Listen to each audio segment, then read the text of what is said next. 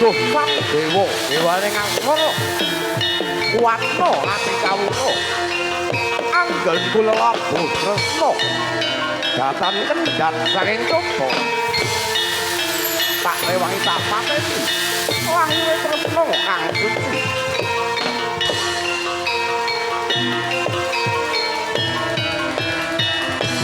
iyo dewa dewa ning asmara kuwatno ati kawula angkan kula labuh tresna datan kendhat saking coba karewangi kapateni laire tresna kang suci kasunyata yen pamu sliramu wise nyawiji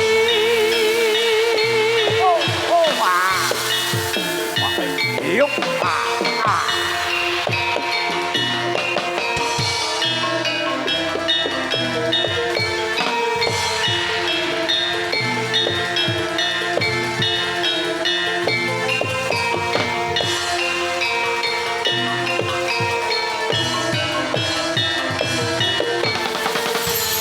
dewa dewa ning asmara kuwatno ati kawula angkan kula labuh tresna datan kendhat saking coba karewangi kapateni kaire tresna kang suci kasunyatan yen kanggo ilamu isih nyawiji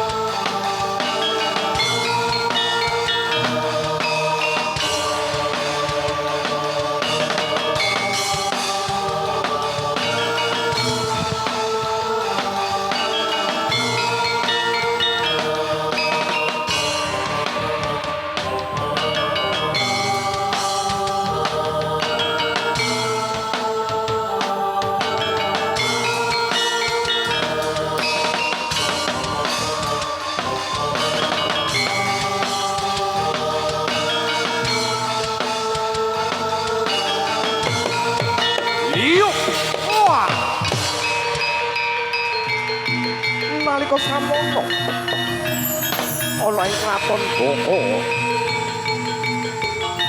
Demang dereng ya sang ratu yaksa ya sang Prabu Boko nalika samono geger gedhe ana ing tengahing alas wana segara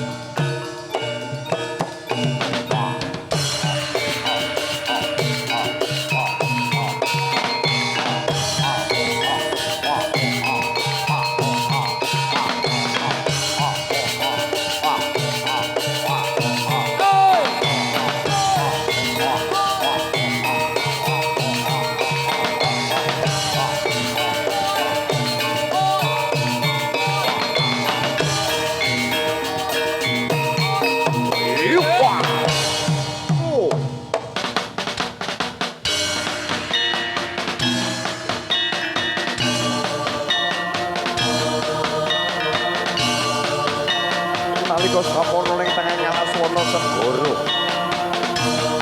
dumadi perang yuda antara Prabu Boko kelawan Joko Bandung ya sang Bandung Bojowongso. Ing kono sang Prabu Boko lena tekaning pati mati ana tanganing Bandung Bojowongso.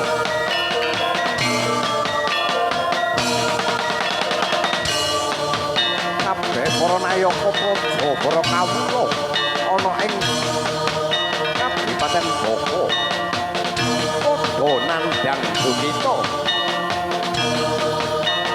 sang Dhyaharu Rara Jonggrang ngumpulake para dahyang mancing ana ing taman Kaputren. Rasa sedih rasa sedih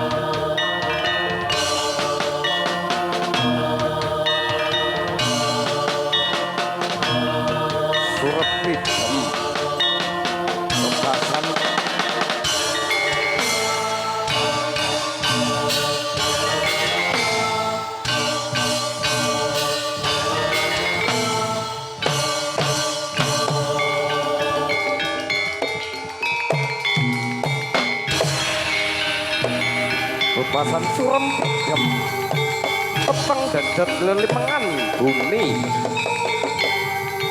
Boko nalika samono Rara Jonggrang nandhang Bukita krungu kabar yen Raka Prabu Boko wis tekaning pati mati ana tanganing Bandung Bojowongso. Jubedul sanalika sang Joko Bandung mancing ana ing Taman Sari. Wadal kula wanodya kang ayu sulistya ing warna. Sapa jeneng sira? Aku Rara Jonggrang, kowe sapa wani mlebu ana ing Taman Kaputren? Tepungno aku Joko Bandung. Aku putra ratu ana ing Pengging. Waspadakno Jonggrang. Kabeh para prajurit wis kalah perang tanding yuda marang aku. Mula manuta sira tak boyong dadi garwa boyongan. Ora sudi Bandung. Kowe wis merjaya marang Raka Prabuku. Labuh pati marang Kang Masku. Aku ora sudi dilawan. Manuta Jonggrang. Timbang tak rudha paripeksa. Aku gelem dadi garwamu Joko Bandung. Nanging aku duwe bebono. Yen kowe bisa nyebadani apa kang dadi beban aku manut marang kowe. Apa Jonggrang kang dadi beban aku njaluk Candhi Sewu ing wektu sewengi kudu dadi. Tak saguhi Jonggrang. Entenono Jonggrang. Nalika samono Bandung Bondowoso hamatek aji undang wadya Bala Sewu. Cipta candhi ing tengahing wengi. Yo. Yo yo yo yo yo yo yo yo yo yo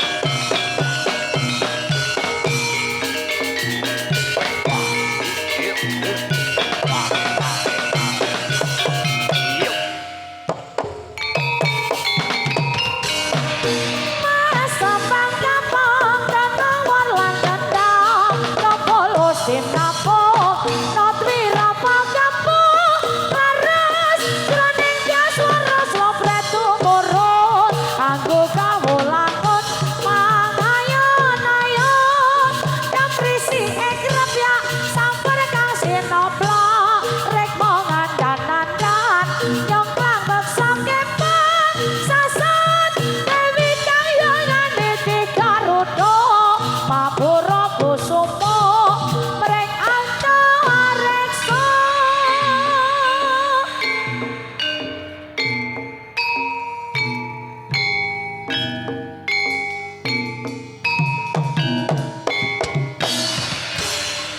suku sluk bathok bathoke ela-elo sirama menyang solo oleh payung muntok mak cedhit loloba wong mati ora apa yen pamadani bocah yen urip golek duwe yo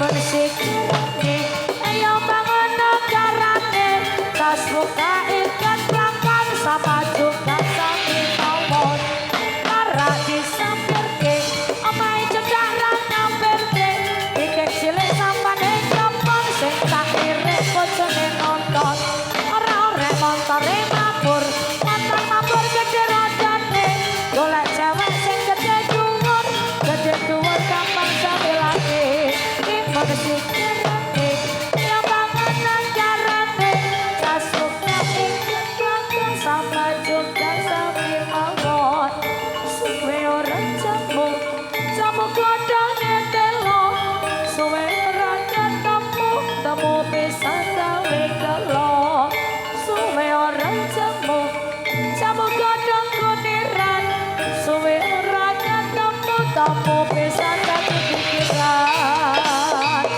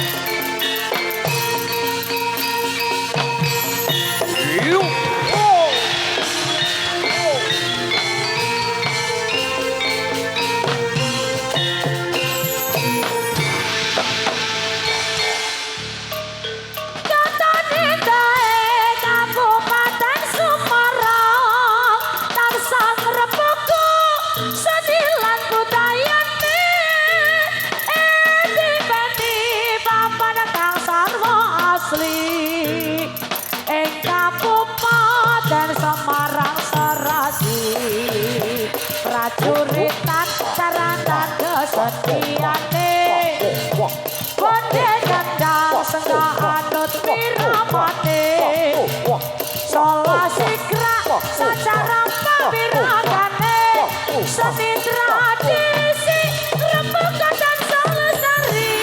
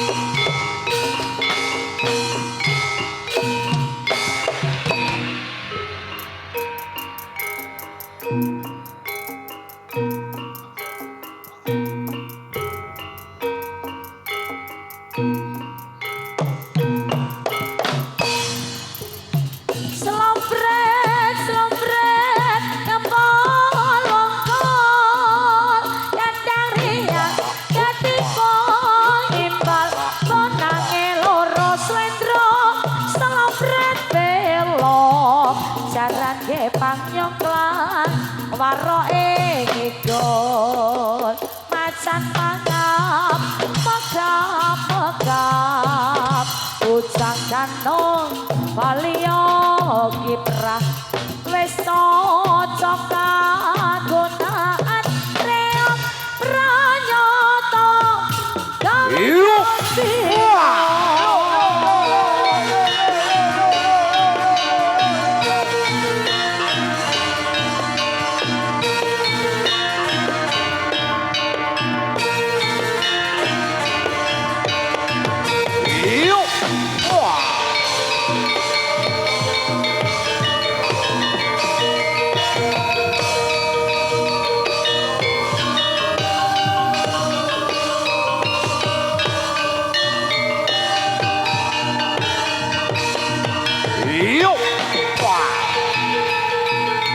Orek bumi gunjing marunto hagegerisi hamungsuh lesus Radyo huru-horo ing bawana Cakatraya nalika samono sang Bandung Bandawasa lagya semedi hanyipta candhi cacah 1000 ing wektu sewengi kudu dadi Rara Jonggrang kuwatir yen to Bandung Bandawasa bisa nyebatani apa kang dadi bebanan. Rara Jonggrang ngutus para dangyangan untuk lesung saha ngobong merang. Jago padha kluruk. Kadya dene fajar wis teka. Jubedule wayah esuk. Bandung Bandawasa apa wis iso nyebatani apa kang dadi bebanan? Jonggrang waspada napa kang dadi bebanamu wis tak sebadani. Yen kowe kurang percaya hitungan cacah candhi sing wis tak gawe iki. Tak hitunge Bandung Bandawasa. Sisih kono ana 500 candhi. Sing sisih kulon kono kae ana 450 candhi. Sing sisih lor ana 250 candhi. Cilaka Bandung Sing sisih wetan candimu kurang siji. Yen ngono gurung genep 1000 apa kang dadi beban aku Bandung. Kowe ra iso nyebatan. Piye Jonggrang? Licik kowe Jonggrang. Iki jana tengahing wengi. Ananging kowe wis nutuk lesung uga ngobong merang. Jago wis padha gluruk kaya dene wayah esuk wis tumeka. Yen pancen kok ngono Jonggrang, kowe kang dadi genepe candi 1000 Jonggrang. Nalika samono Jonggrang kasabda dadi candi. Wah, Jonggrang! Jonggrang! Jonggrang! Aku lupa Jonggrang!